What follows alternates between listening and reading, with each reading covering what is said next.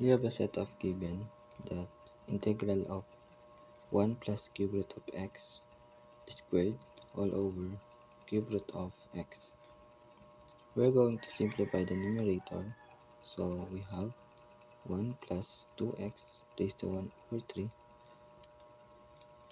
plus x all over 2 over 3 all over cube root of x, so dx. So we also simplify this in the form of 1 over 3. So pag iwa-hiwalay natin itong mga given natin, since lahat ay naka-addition, so magiging dx all over x raised to 1 over 3 plus 2x 1 over 3 dx plus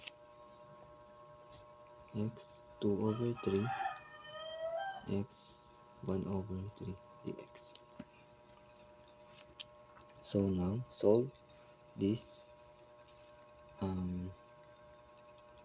each equation, each integral in the form of u to the n du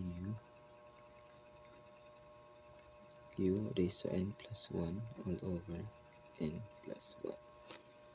So in this form, we are going to transfer this denominator to numerator. So kapag magta-transfer tayo ng ganyan, magiging negative ang exponent. So magiging x raised to negative 1 over 3. So we're going to solve this in the form of u to the n du. So magiging x 2 over 3. So plus, so since this numerator and denominator are the same, so this is equal to 1. So the integration rules of dx is x. So since nasa labas na yung 2, so copy the 2 and also copy the x. So plus, so integral of x raised to 2 over 3 all over x 1 over 3. So in this form, we have the same denominator in exponent. So we are going to use the power rule of exponent. So 2 over 3 minus 1 over 3.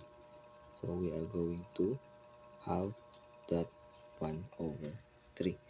So that is not a final answer, but the other form of our equation. So magiging x raised to 1 over 3 dx. So this is we're going to solve this in the form of u to the n du.